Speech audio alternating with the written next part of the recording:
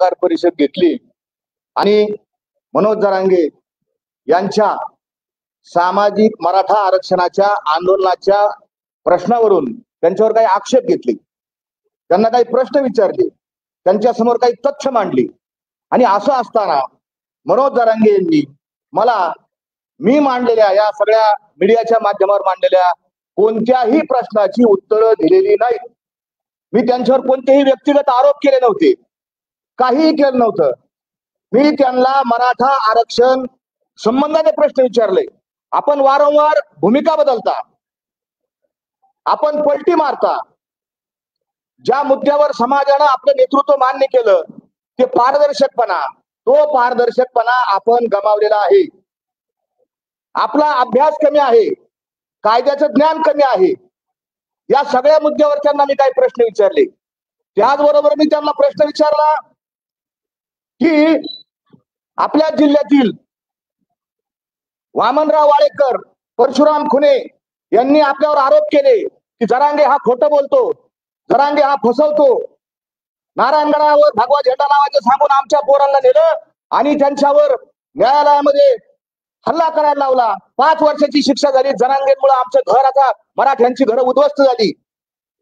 त्यांच्या मुलांनी आरोप आल्यानंतर सांगितलं की जरांगेंच्या आंदोलनात जाऊ नका, हे आंदोलन भरकटलेले चुकीचे. हे माझे आरोप नव्हते. हे सगळेच्या सगळे आरोप त्यांच्या 20 वर्षाच्या सहकार्यांनी केलेले होते. असे प्रश्न मी विचारल्यानंतर, आणि अधिकार आहे मला विचारण्याचा, मी 2006 पासून मराठा समाजाला आरक्षण मिळावं यासाठी कार्यरत आहे. पिटिशन केली, आंदोलने केली, अनेक काही गोष्टी केल्या. मी मराठा समाजाचा आहे, मला तो पूर्ण अधिकार आहे. जगद्गुरु तुकोबारायांचा अपमान केला, त्यांनी माफी मागितली. ती माफी सुद्धा त्यांची अहंकार मिश्रित होती.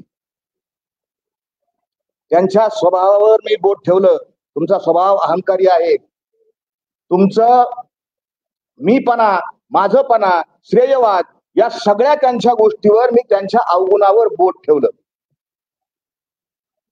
दुसऱ्या दिवशी आपण पत्रकार बांधवांनी त्यांना विचारलं की ते बारस्कर महाराज आहेत आणि त्यांनी असे तुमच्यावर आरोप केलेत, असं त्यांनी पत्रकार परिषद घेऊन भूमिका मांडली. काय उत्तर दिले त्यांनी? मी त्यांना आपल्या समोर साक्षीने विचारतो. मी त्यांना प्रश्न विचारले, सामाजिक या मराठा आरक्षणाच्या विषयी प्रश्न विचारले. उत्तर काय दिलं त्यांनी? तो काय महाराज एका बांधवून आलाय, महाराज झालाय, तो त्याच्यावर बलात्काराचे आरोप आहेत, त्यानं विनयभंग केलाय. 8 वर्षापूर्वी त्यानं बलात्कार केला, 7 वर्षापूर्वी त्यानं विनयभंग केला. कुठलाच आधार नाही. एक म्हणजे मला कल्पनाच नाही की अशा पद्धतीनं जरांगे खालच्या पातळीला जाऊ शकतात.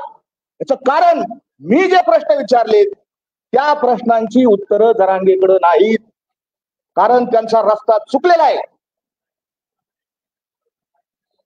पुन्हा त्यांनी माझ्यावर आरोप केला की जरांगे यांनी, बारस्कर महाराजांनी 300 कोटी रुपयाची संपत्ती माया जमा केली आहे. एवढ्या मोठ्या उंचीवरच्या आंदोलनाच्या नेतृत्वानं पुराव्याशिवाय, तथ्याशिवाय आरोप करावेत? इतक्या मोठ्या, हे आपल्याला पटायला पाहिजे, समाजाला पटायला पाहिजे. पुन्हा त्यांनी दुसरा आरोप माझ्यावर केला की तुम्ही सरकारकडून 40 लाख रुपये घेतले. माझा सगळ्या तमाम मराठा बांधवांना आज मला 2 दिवस खूप ट्रोल केले त्यांनी. एखाद्या सज्जन माणसावर, कुणी असू द्या, मी स्वतःला असं म्हणू शकत नाही मी सज्जन आहे, मी चांगला आहे, पण एखाद्या माणसावर ज्याच्यावर पूर्वी एकही आरोप झालेला नाही, माझ्यावर एक आरोप नाही, सिंगल 1 आरोप नाही, माझ्यावर 2च आता केसेस चालू आहेत. एक शेतकऱ्यांच्या पाण्याची केस चालू आहे आणि दुसरी एका गरीब शेतकऱ्याच्या मुलाला लाईटचा करंट बसला होता आणि त्याचा 10वा मी अहमदनगरच्या MSCBच्या ऑफिसमध्ये घातला. अशी 2 गुन्हे माझ्यावर ट्रायल चालू आहेत. 2च गुन्हे चालू आहेत. ह्या माणसाने बलात्कार, विनयभंग, 300 कोटीची संपत्ती आणि पुन्हा 40 लाख रुपये मी सरकारकडून घेतले. माझं जाहीर सवाल आहे समाजाला की ज्या माणसाकडे 300 कोटी रुपये येतं तो माणूस 40 लाख रुपये घेईन सरकारकडून. माझी किंमत जर 300 कोटी रुपये आहे, मी सरकारकडून 40 लाख रुपये देईन. या माणसाला याला समजेनच काही. भाषा पाहिली का आपण? भाषा. मराठा समाज माझा मराठाची बोल कौतुके बरी अमृता हिने पाहिजे जिंके, ऐशी अक्षरे रसिके मिळवीन. जो माणूस उच्च नेतृत्वाच्या पदावर असतो त्याने कशी भाषा केली पाहिजे, काय बोललं पाहिजे, काय वागलं पाहिजे, काय बोलला आपण ऐकलं सगळं. आपण कसं, मला प्रश्न विचारला, मला पडला प्रश्न का अजून काय आरोप केला त्याने. माझ्यावर तर केलेच आरोप, पण तुमच्यावर सुद्धा आरोप केले. लोकशाहीमध्ये प्रसार माध्यम, वृत्तवाहिन्या, पेपर हा चौथा आधारस्तंभ मानलेला आहे. तुमच्या समोर तुमच्यावर जरंगेने आरोप केलाय की मला 19 वर्ष लागले, मला मीडिया मिळाला नाही. आणि ह्या महाराजाला कसं काय मिळालं मीडिया? कोणी पत्रकारांना पैसे दिले? तुमच्यावर आरोप. जे माझे पत्रकार बांधव त्या अंतरावरी सराटीला, तिथं काय हॉटेल नाही, अन्न नाही, पाणी नाही, राहायला जागा नाही, आपले लेकरं बाळ इकडे तिकडे सोडून रात्रंदिवस तिथं कधी पण हजर येतलं. आम्ही असंच विचारलं तुला कसा मीडिया मिळाला? अरे तुला मीडिया मिळाला नाही, तुझ्या पाठीमागा जो समाज आहे मराठा समाज, त्या मराठा समाजामुळे मीडिया तिथे आलेला आहे. त्या मराठा समाजाचे दुःख, वेदना जी तुझ्या रूपातून प्रगट होती ते मांडण्याकरता मीडिया तिथे उभा आहे. हा माणूस बेछूट झालेला आहे, बेताल झालेला आहे. आणि म्हणून मी कळकळीचं आवाहन केलं. याने पुन्हा माझ्यावर आक्षेप केला, आरोप केला की याचा ना आमचा काही संबंध नाही. या बारसकर महाराजाचा, बारसकर म्हणलाच नाही तो, त्याची संस्कृती नाही त्याची, त्याचा ना आमचा संबंध नाही. बांधवांनो, मी त्या दिवशी गेलो तिथं, मी फक्त त्याला म्हणलं पाणी पे. मी तुकाराम महाराजांच्या भंडारा डोंगरावर आले. भंडारा डोंगरावर जो जगद्गुरु तुकोबारायांच्या पदस्पर्शानं पणित झालेला डोंगर आहे, त्या डोंगरावर माझं संस्था, माझ्या इथला सातबारा, 17 गुंठे सातबारा माझ्या नावावर आहे. भंडारा डोंगराच्या सातबाऱ्यावर माझं नाव आहे. अनेक लोकांनी आक्षेप घेतला यांचा आमचा काही संबंध नाही. पण ज्या उतार्यावर जगद्गुरु तुकोबारायांचं नाव आहे त्याच उतार्यावर माझं नाव आहे. मी आपल्या समोर आत्मविश्वासाने इतक्या कॉन्फिडन्सने इतकं कसं खोटं बोलणार? आमचा काही याचा काही संबंध नाही. आणि अशा पद्धतीनं या जरांगेनी आरोप केल्याचा आमचा काही संबंध नाही. माझं आपल्या माध्यमातून सगळ्या समाजाला सांगणं आहे की यांनी मला बोलवलेलं आहे, मी तिथे गेलेलो नाही. माझ्याकडे पुरावे येतात, ते पुरावा मी तुमच्या समोर सादर करणार आहे. ज्या दिवशी अपमान झाला, सगळ्या लोकांना शिव्या दिल्या आणि शेवटी तुकोबारांना हा माणूस संतन फंत म्हणला, आपण सहन कसं करता? माझी देहू संस्थांच्या लोकांना विनंती आहे, ठीक आहे माझा ना आपल्या संस्थांचा याचा संबंध नाही, काय नाही, तिथल्या आर्थिक व्यवहाराचा संबंध नाही, तिथल्या कसला निर्णय घेण्याच्या प्रक्रियेचा संबंध नाही, परंतु आपण कसं समर्थन करू शकता? जगद्गुरु तुकोबारायांचे अभंग या जरांगेंच्या सांगण्यावरून बदलले जातात. केवळ हाला हा म्हणायचं अरे मी पण मराठा आहे, मराठ्याला आरक्षण मिळावं असं मलाही वाटतं. आम्ही रात्रंदिवस कष्ट केलेले आहेत. जरांगेंनी जो आरोप केलाय त्या आरोपाचं खंडन करताना मी असं खंडनच करत नाही, मी पुरावा देणार आहे. मला तिथं बोलवलेलं आहे. जरांगेच्या आसपासची कोर कमिटी आहे, ती टीम आहे, जे सहकारी आहेत, त्यांनी हा प्रकार पाहिला. आणि कुणालाच, कोणत्याही सज्जन, कोणत्याही सभ्य, कोणत्याही विवेकी, कोणत्याही प्रज्ञावान माणसाला जरांगे यांची भाषा, जरांगे यांनी केलेले बेछूट आरोप, त्या दिवशी त्या स्टेजवर शिवाजी महाराजांच्या पुतळ्याच्या खाली दिलेल्या शिव्या, या कुणालाही सहन होऊ शकत नाही. ही आपली संस्कृती नाही, आपली भाषा नाही. हे त्यांना वाईट वाटलं सगळ्या लोकांना.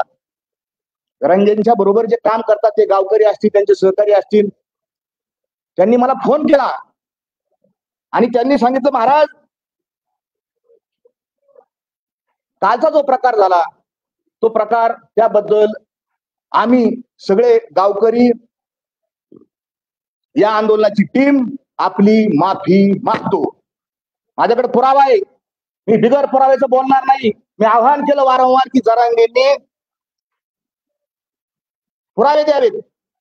मी आपल्याला त्यांचा आलेला फोन, मी त्यांना विनंती केली. मला आता जर माझ्या अस्तित्वाचा प्रश्न झाला ना, लोक आज समाज माध्यमावर माझ्यावर अतिशय भयानक खालच्या रीतीनं कालपर्यंत मी तुमच्याकडे प्रेस व्हायच्या आधी मी खूप चांगला होतो.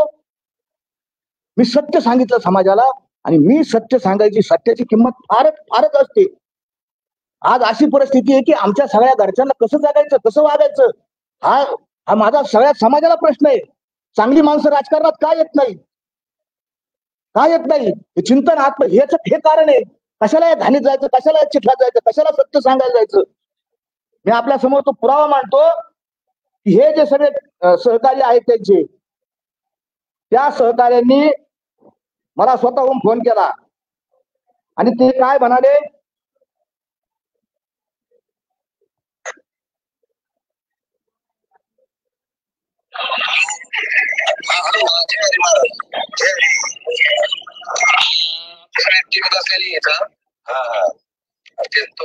माफी मागायची कालच्या घटनेवरच म्हणलं आंदोलन चालू ठेवा. तुकाराम महाराज देऊ डोंगरावून आला मी पांढरा डोंगरावून महाराज तो का म्हणे मग झाडेली न रोपा तुमची समाजाला गरज आहे, तुम्ही एक ग्लासभर पाणी प्या. अशी आम्ही सगळं करतो. ऐका ना, माझं ऐकून घ्या, माझं ऐका. मी फक्त एवढंच म्हणतो, मला लगेच म्हणले काय ते संतन पंतन मला नका सांगू, मला सांग पाहिजे म्हणतो तिकडे निघा. आता त्याच्या माणसाच्या पोटात आलं, तुमची गरज आहे आम्हाला म्हणून आम्ही तुम्हाला फोन करून बोलून घेतलं आणि तुमच्या पाहिलं म्हणून आम्ही तुम्हाला पुढं केलं. बरोबर आहे का नाही? तुमची आमची ओळख होती का? नाही ओळख काय. आमचं सगळ्याच म्हणणं आहे की आम्ही सगळेजण माफी मागतो, पण तुम्ही इथं येणं आणि परत या दिशा देणं गरजेचं आहे. मनोजासाठी समाजासाठी तर तुम्ही परत पुढाकार घ्या. त्या बाबतीत आम्ही फेसबुकवर वाटल्यास आम्ही आमच्या बाईट देतो की जे काय काल झालं त्या बाबतीत आम्ही दिलगिरी व्यक्त करतो. म्हणजे तुम्ही जे ट्रोल होतात, तुम्हाला जे बाकीचे कोणी काय बोलताय त्या बाबतीत होणार नाही. तुम्ही वरती साधू संत जे नाराज झाले असते तुमच्या देऊचे, त्यांनाही थोडस तुम्ही समजून सांगा. आणि शेवटी साधू संत पोटात घेतातच चुका. जे काय समाजात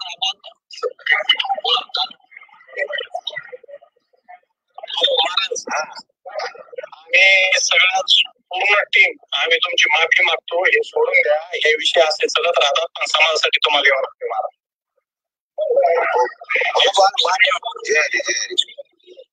तुम्ही खरंच नका गेल्यानंतर नाही ना पाहिलं त्या मी म्हणजे माफी मागतो त्याच्याबद्दल सगळे क्लिप तुम्हाला पाठवून देतो मी सगळी.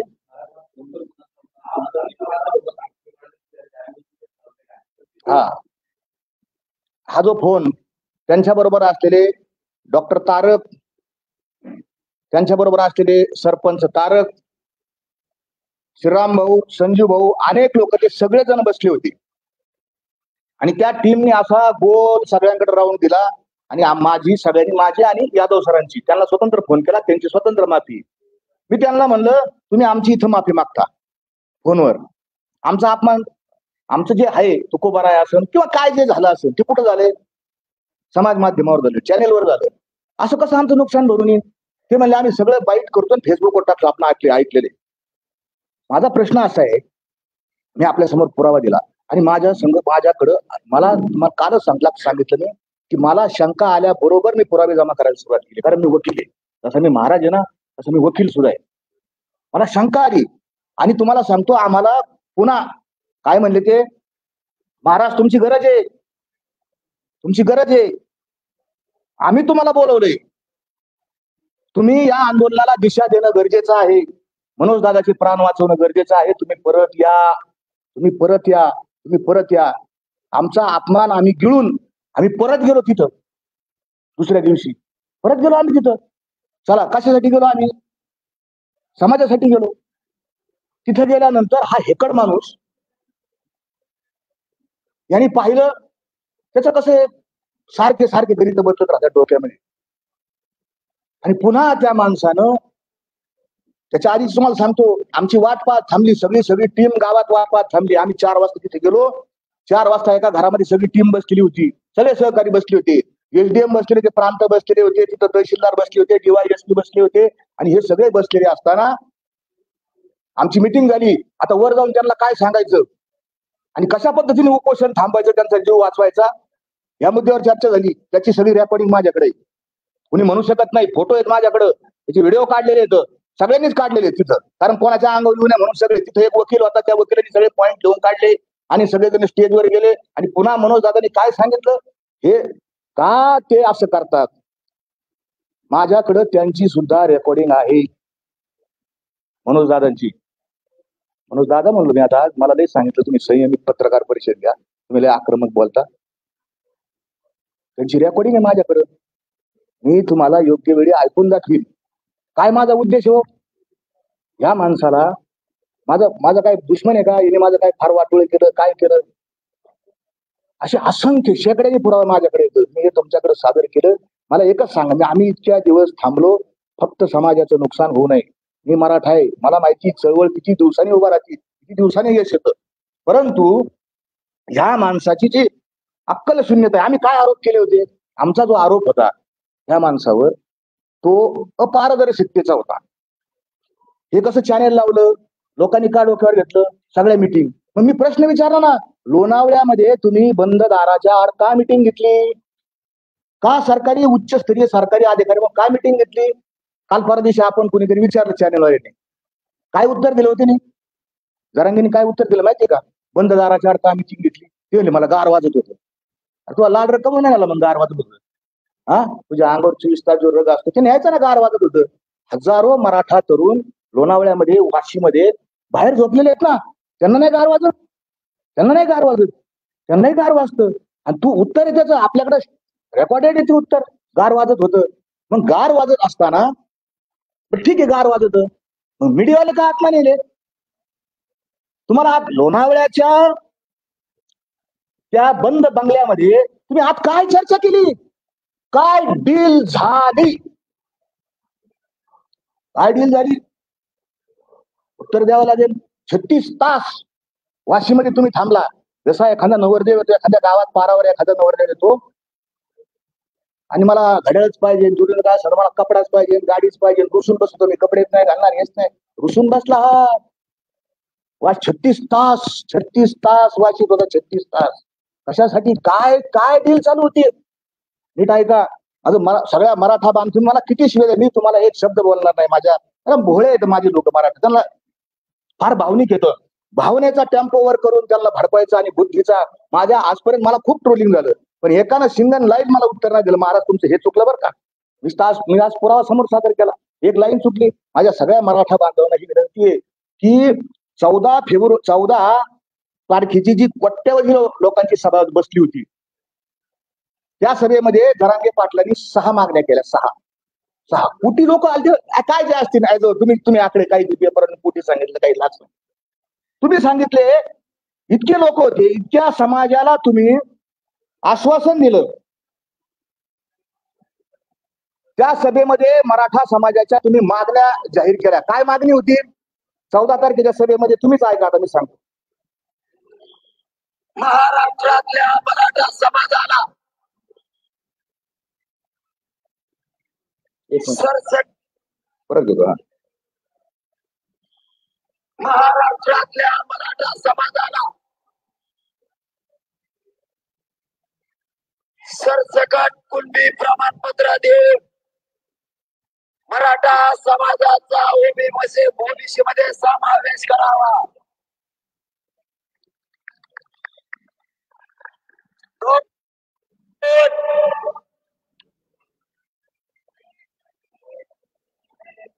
कोपरीच्या ताईवर बलात्कार करणाऱ्या हरामखोर नराधमांना फाशी देण्यात यावी.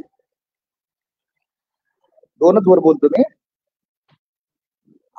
त्या अंतरवादीतल्या 14 तारखेच्या प्रचंड मोठ्या सभेमध्ये यांनी सांगितलं की आमची मूळ मागणी मराठा समाजाला, काय शब्द वापरते त्यांनी, सर सकट, आपण पत्रकार बांधव याचे साक्षीदार आहात, मीडिया साक्षीदार आहे. लोणावळ्याच्या सभेमध्ये आतमध्ये जी गुप्त मिटिंग झाली ना, बंद दाराच्या आड, त्याच्यामध्ये सरसकट शब्द सोडून दिला.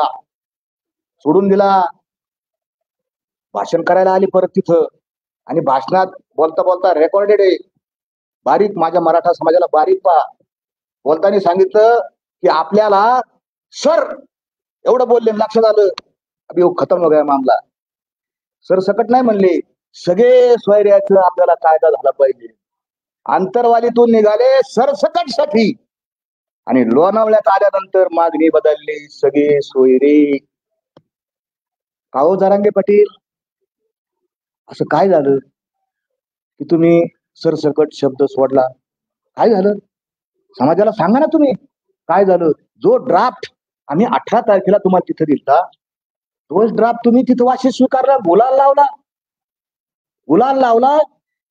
पुढे येणार 10 तारखेच्या याच्यावरती तुम्ही का सोडली ती मागणी? दुसरी मागणी त्यांनी केली, कोपर्डीच्या ताईच्या जे आहेत ते आरोपी, त्यांना फाशी झाली पाहिजे. ही मागणी कोणाकडे करावी? मॅटर न्यायालयामध्ये प्रलंबित आहे. मग हे सरकारला मागणी करावी. कायद्याचं ज्ञान नेतृत्वाला असलं पाहिजे का नाही? कोणाला मागणी करावी? सरकारला फाशी द्या. सरकार काय पत्र काढीन का? या आरोपीला फाशी द्या. फाशी द्यायची सही कोण करीन? न्यायालय करीन. अकलीचा तपास नाही, बिलकुल नाही. पुढे जाऊन सांगतो, मी नेहमी म्हणलो मराठा समाजाचं नुकसान या माणसाने केलंय. मला सांगावंच लागेल, कारण माझ्यावर इतके घाणेरडे आरोप झालेत, अतिशय घाणेरडे आरोप झालेत. काय याची त्या लाखोंच्या 14 तारखेच्या सभेमध्ये काय मागणी होती? तिसरी मागणी आहे का यांची?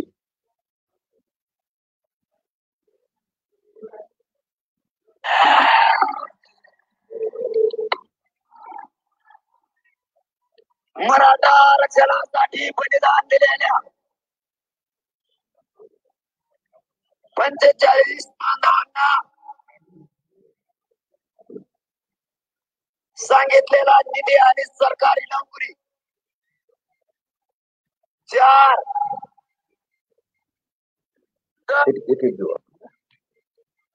अंतरावधीच्या सभेमध्ये काय म्हटले? जे 45 बांधव ज्यांनी मराठा आरक्षणासाठी आत्महत्या केली, त्यांना निधी मिळाला. निधी सरकारने दिला. आणि सरकारी नोकऱ्या वाशीच्या सभेत ही मागणी कुठे गेली? ज्या मराठा समाजाच्या युवकांनी आत्महत्या केल्या त्यांच्या घरातील सदस्यांना सरकारी नोकरी अंतरावधीच्या सभेत आपण ती मागणी सरकारकडे गेली. ती मागणी कशी सुटली? का सोडली? मराठा समाजाने विचार करावा. हे सत्याची लढाई. मी तुमच्या समोर खरं वाजून दाखवलं. तुम्हाला समजत नसेल तर त्याच्यात माझात मग मी काहीच करू शकत नाही. पुढचा एक किती नुकसान आहे, मला हे सांगायचं, किती नुकसान आहे या माणसाचं. मागणी काय केली? पुढची मागणी ऐका. अंतरावधीच्या लाखोच्या सभेतील 10 वर्षाला आरक्षण दिलेल्या ओबीसी बाहेर काढण्यात याव्यात.